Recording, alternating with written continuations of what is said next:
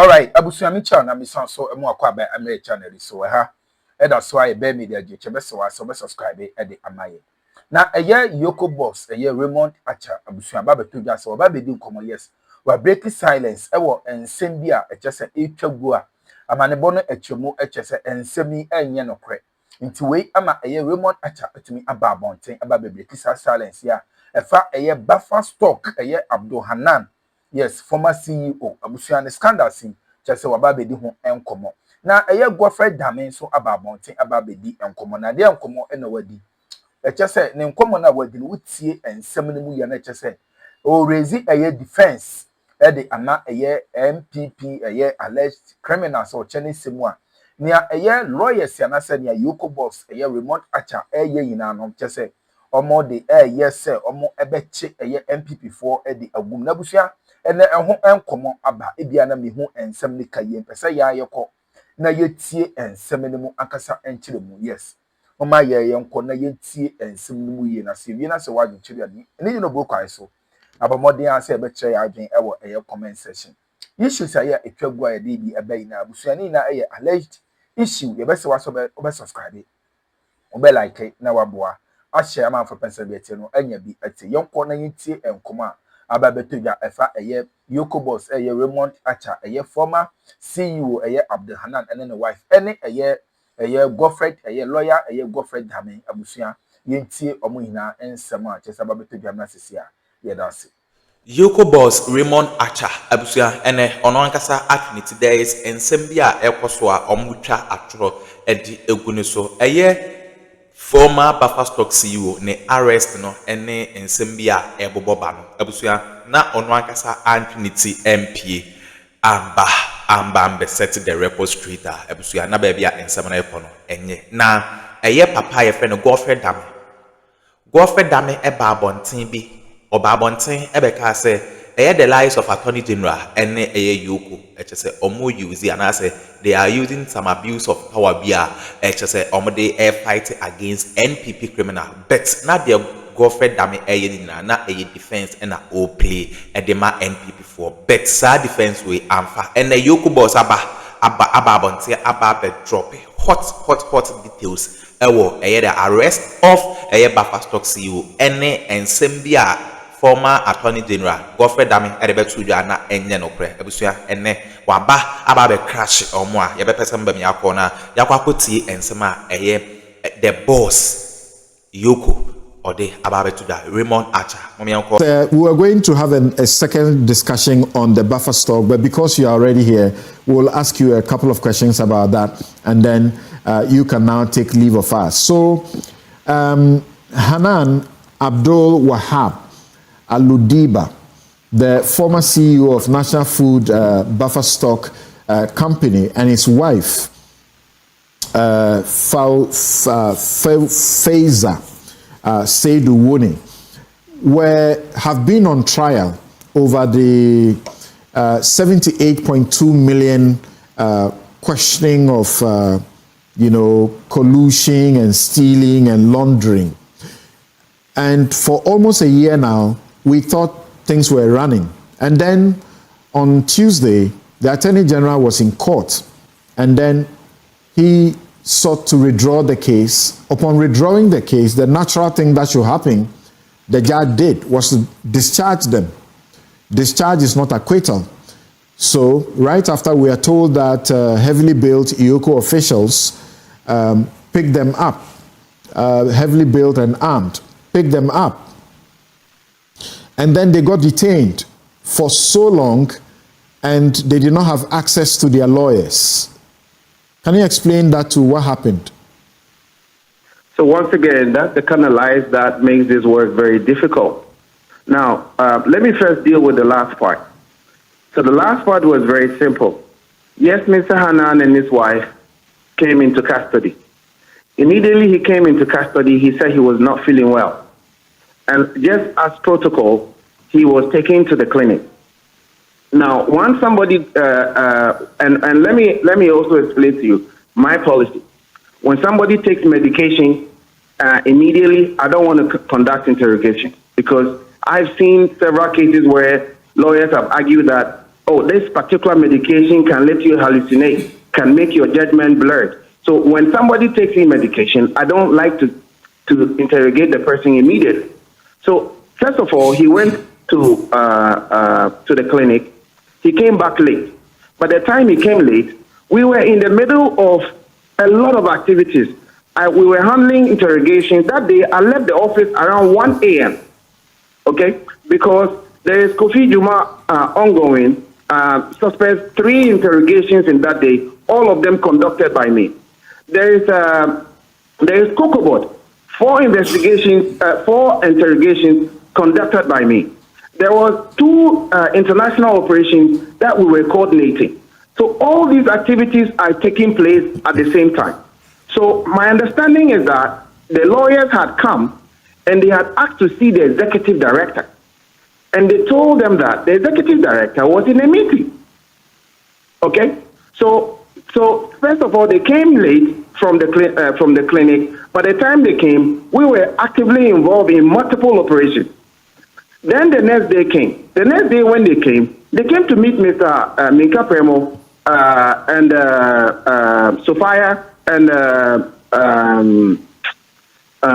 Ayesu and the Indian chap, waiting already before they came, the lawyers.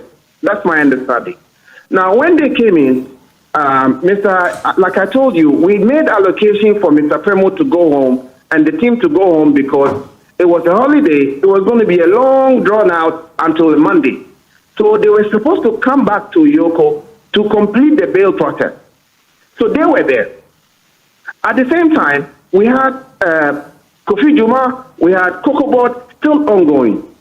So my understanding was that they still asked to see the executive director, and they were told that he was in the middle. In fact, that morning when Mr. Premo and the team were already there, I held a team meeting with the investigators, both from BNI and from EOCO. For 2 hours, we were in that investigation before we began the process of the bail for Mr. Premo. They came before the lawyers for Hannan came in. I don't know whether they wanted us to jump Mr. Premo and listen to them first or what. After all, nothing was going on with Hannan. We had cases and programs lined up. When eventually we were ready, we were calling the lawyers. They said they had left. They left before. Listen to this. Mr. Premo and the team came before them. They left before Mr. Premo. At 9 o'clock, we were almost completing the bail conditions for Mika Premo and the rest. They had waited. Their lawyers were there. We finished the process. I asked to see the lawyers for Hannan, and I was told they were gone. I said, okay, I'm going into at 8 o'clock, 9 p.m. Call them to come back so that we can speak with them. They meet their client, take the normal process, and move on. They called them. I went into the first investigation, the interrogation at 9 o'clock. Finished around 10:30. I went into another one with Kofi Juma around 11 o'clock. Finished and still came back, and they were not in. At the end, I was compelled to grant bail to Hannan and his wife because his lawyers were not there. All we heard was that they said we denied them access to their clients. Okay, so like the Menka Premo situation, Hannan also got sick and needed to be taken to the hospital on Tuesday.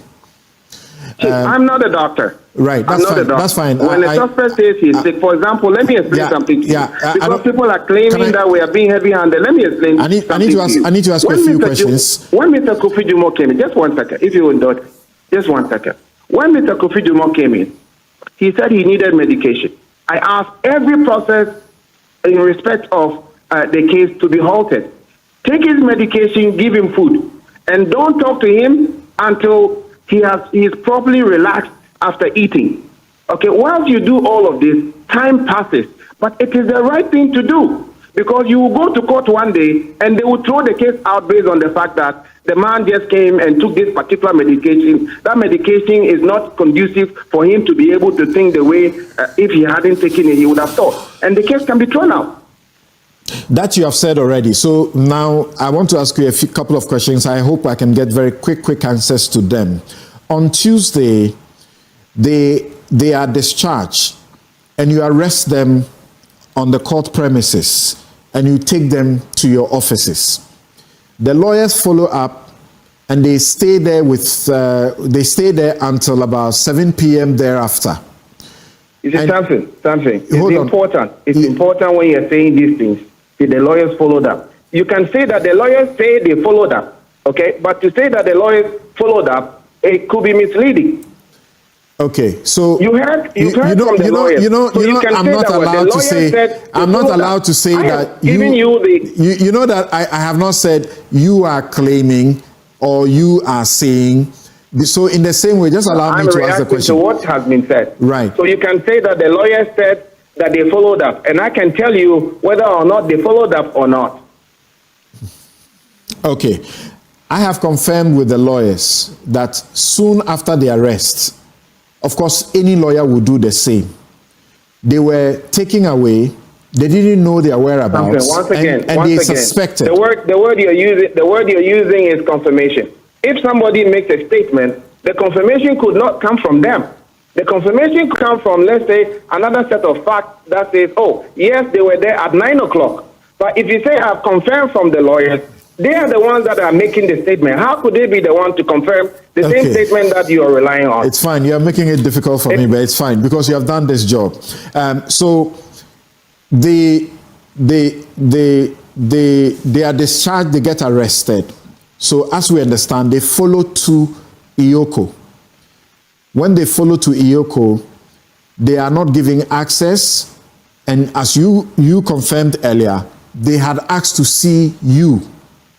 Because they had been asked to see you, but you were busy doing multiple other, investigations or attending to other cases. What we understand is that. Can I complete? Let me complete this. Let me explain to you. Please, this time around, please allow me to complete. Please, allow me to complete this one. Okay. So, as we understand, Hannan is served some, malt drink and pie or what? Meat pie. And he complains or he starts to vomit or something of the sort. So he needs to be taken to the hospital.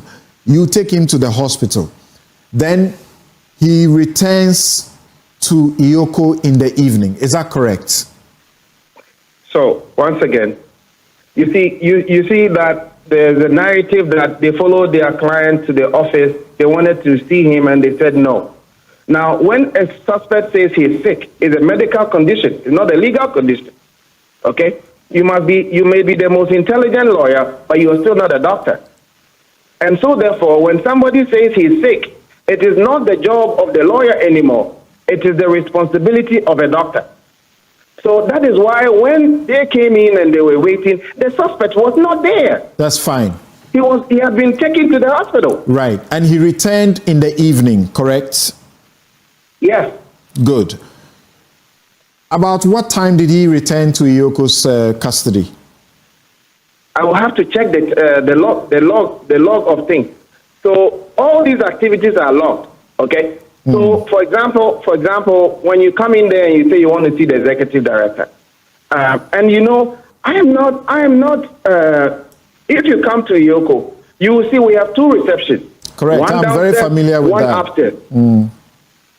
When you are downstairs and you think that's the only number of people who are waiting to see the executive director, you'll be mistaken because on the upper terrace it's full. Yes, the lawyers will know better. When we take people out. So the fact that your client is in, you don't know how many lawyers are sitting at the upper terrace, also waiting to take care of their lawyers. That's why we even though we closed at 5 o'clock, the other day when I sent you the text message, it was 9 p.m. I was still at work. Right. I leave the office at 1 a.m. because I want to see everybody. So Hannan returns from hospital to EOCO. When I asked for them to come, if they were there, we would have taken this thing through. Okay, no, you are talking about the next day. We'll talk about the next day. Hold on. You are talking about the next day. You are not talking about the first day when he returns from the hospital. I just told you, he was sick. He went to the hospital. Exactly. He came back in the evening. By the time he came back in the evening, a lot of activities were already going that we couldn't just stop and listen and go back because this has happened immediately, and the other ones are not important. Right. I get that. Okay, So if they had waited till I closed, I was the last person to close on the first day. If they had waited till I closed, I would have seen them. okay, so on that score, their lawyers place a number of calls to you, and you did not respond, as we understand. Is that also correct or not? You see, that's one thing you're saying you're doing again. Their lawyers say they placed a lot of calls to me. That's what they are telling you. So that's why I asked you that. I said their lawyers place a number of calls to you according to them. Is that correct or not? So I haven't seen their calls. They said they came to the office. I've seen a call log. What you're saying now is that they said they called me on the phone. I've seen a call log. You have been to our office before. Yes, I've seen a call log that shows, that confirms that they called you. And be in the conference room for hours.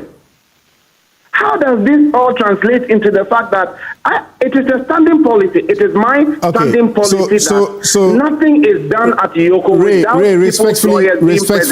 respectfully, if you can listen to me, I'm saying that I've seen a call log that shows that there were at least 2 calls to you, one at 13 hours 04, one at 18 hours 02, and they were not returned. So that's the denial they're talking about? When you say that somebody has denied you access to your client, it is an active action you take to deny the person from access to his client. To say that I called you, you didn't pick up, so that for that reason you denied me access to my client. It's ridiculous. Because they are told, and I told they are told that they must see you. They must see you if they must see their clients. I don't know who is calling. I get missed calls a million times. Okay, I get missed calls a million times. But I don't have to know who everybody that is calling my phone. I suspect you will save Godfred Dame's number at least. Your what? The former Attorney General's number. You haven't dealt with him being the lawyer for these people. At least you would have saved his number, and you will know that he's calling you. Are you asking whether I've saved his number or I don't or I didn't? I mean, I don't know. They are going on to make a statement based on things that are not factual. And now they want to find out whether you have saved his number, for which reason you would have said you ignore his calls or not. That is really, I don't get the logic. Okay, so after Tuesday, they are back on Monday. They are back on Wednesday. Wednesday at 9 a.m., they say that they are in your offices. Between 9 a.m. up until 4, 5, they don't have opportunity to see their clients. They actually say that they opted to use the normal visiting hours that any ordinary person is allowed to walk into EOCO and to see their client in custody. And that opportunity was denied them. That's what they say. Until they leave, and then they get a call to return. So Samson, yes. That's what I explained to you earlier. So once again, they came in the morning, but by the time they arrived in the office, Minka Premo, Sophia, Ayensu, and the Indian guy are already seated. This is Wednesday morning. To go through their process. This Wednesday morning. And my question is it that we didn't take them over Minka Premo because Minka Premo came earlier before them and left after they had left? So it just presupposes that it will confirm what I'm telling you, that things go by process. They came before you, and immediately we finished with them. We were looking for these lawyers to go through the process. They had gone home. All right. So Raymond, help us now. We have to terminate this interview at a point. But thank you for indulging. Thanks for indulging. I'm so sorry for this. Don't worry. So the next day, which is the Wednesday, eventually their client is released by 7:45 thereabout and gets his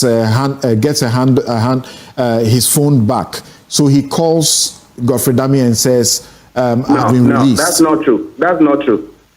When he was released, the officers came to me and said that he needed a phone to call a driver to pick him up, and I told them to assist him to make that call so that they could come and pick him up. I also told them that in the event that he could not reach his driver at 7 o'clock, they should make arrangement from the office to pick him up to the house. Okay. So the question that has been asked again is, if you could release the client at a time his lawyers were unavailable on the second day, on the second night, what prevented you from releasing him on the first night when he returned from the hospital? So that's what I'm telling you. We have a lot of activities going on. You are assuming the way you're talking. You are assuming that when you want to release someone, is done by a phone call. Okay, it's a process you go through. So when I sent you the message around 7 o'clock, it took a lot of time before he was finally taken through the process and allowed to go home. Okay. So okay, this is Hannan. Just so you understand, this is Hannan. The this is officers that Hannan. were dealing with him. Right. Were Okay. the same officers It's okay, that Raymond. were working Let's move on. Let's move on. EOCO Boss and This is Hannan. So they are all engaged at some point. This is Hannan who fell sick and had to be taken to the hospital and brought back, and the next day. How about his wife? Was she also sick? Your what? His wife. Yes. Could his wife not be released? So, you see, I'm telling you that there was a process where they had to go through. At the end of the day, you see now they come back. That now, are they abandoning the Hannan issue now and want to talk about his wife? Or were they there to represent Hannan alone and not his wife? I am now asking that question. That Hannan had a situation. Exactly Your explanation is that Hannan had a situation. Because of what they are saying. You see, now the facts are out. And now they want to abandon, it's not Hannan. Okay, well, they were there to represent both clients. We were ready to do interrogation from day one. And then that interrogation started on Thursday. Okay? When he came back the next morning, he came with his lawyer and we started the interrogation the next day. Okay. Maybe my final question to you then is, they are already on bail. They are already on bail in very hefty sums. You have their passports. There's no way they can run away from anywhere because that's the bail they were on, and they were attending to court. They didn't run away. So if you put in a withdrawal, they get discharged. Why can't you, in that same minute, tell them you are already on bail with us? We have all your documentation. Just go home. We can talk to you later.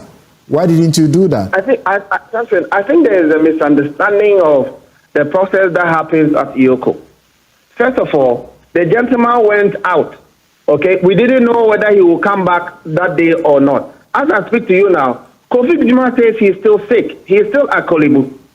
Okay, so the moment he leaves the office, we have other cases we are working on. So the officers are directed to move on to other cases. That is why I'm telling you that if they had the patience to wait, by the time we are all congregating from the assignments we undertook while they were at the hospital, we would have been able to work on that process the same day. These are lawyers who are saying that. These are lawyers who are saying that they spend an odd 30 hours within your offices. And you are still saying that they were not available. You call them after they had left because they get tired. How many hours were they in my office? Hello? 30 hours. Something. So does the 30 hours include the period at the hospital? Okay, so you haven't answered my question, which is... No, I'm asking you, does the 30 hours include the hours at the hospital? You haven't answered my question, which I asked, which is that they are already on bail. You have secured their attendance. We could have held them for 48 hours. We let them go before that time. What is the fuss about that? They are already on bail. They are already on bail. You have their passports, you have their everything, you have seized No, you have frozen their money, you have frozen their accounts. We are told they do not even have a dime on their body as you are supposed to do for them. You haven't done all of that. So why rearrest them and detain them a second time? Something. You yourself said that the first case was withdrawn. Okay? The first case was withdrawn. They were under arrest. We could have held them for 48 hours. We held them for less than 48 hours. I have told you that we did not reach any process.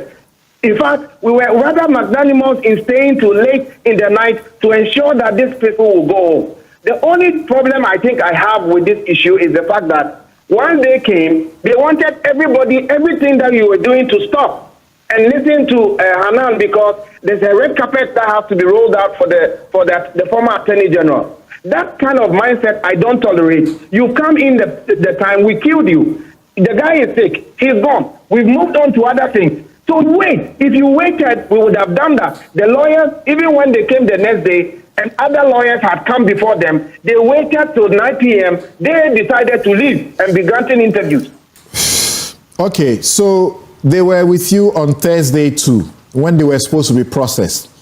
And as we understand, in an hour, you took them through practically nothing. Nothing new has changed. So what was all this about? What? Say that again. That on the basis of something new, that is why the case was withdrawn and then they got rearrested. And you had to detain them. And upon all of that, they come on the Thursday when they are supposed to be processed, interrogated in the presence of their lawyers. And practically nothing happens in 1 hour, and they are asked to go. That is the lies that you are talking. That's the lies that you guys get fed. So everybody else is lying. Let me explain something to you. Okay. Let me explain something to you. So I have a document that has been circulated among the former appointees of the former government that when the law enforcement officer calls you, there's a whole anthem, okay? There's a whole manifesto that has been written. When they call you, say no comment to everything. So we asked him a series of questions. We never showed him any document because his answer is no comment to everything. So how did these people conclude that there was nothing new? Where did that come from? In the end, and they knew that we were reading from documents. In the end, so how of course, they are lawyers. They are lawyers. They are lawyers. They are supposed to understand the documentation. They are supposed to understand the documentation. As you speak now, you see the next charges. And I want to tell you. So there will be new charges because we are informed that as they appear before you, it's the same old charges. No, that's not true. So the charges will change. See, what did the Attorney General say? He said there's new information and new evidence. It is possible that that new evidence, because he's being charged for maybe stealing, for example, the new evidence could come up to another action of stealing that may increase the volume, the amount of money that is involved. But so as we know, the case was not withdrawn. As we know what happened in the court, Raymond, as we know what happened in the court, as we know it, it was not withdrawn because there were some new evidence for which there was a withdrawal. This is what happened before the withdrawal. The Attorney General sought to tender in 2 new witness statements without seeking leave of the court, which breached the procedure. Godfred Dame raised the objection. The court obviously agreed with Godfred Dame that that attempt was wrong. So those 2 witness statements were struck off. Then how to proceed further? So because it does appear. There's difference between witness. Listen, there's difference between witness statement and new evidence. I'm talking to you about new evidence. The Deputy Attorney General stated publicly that there is new evidence. There is new evidence. So why won't we allow? I'm not talking about what he stated publicly. I'm talking about what happened.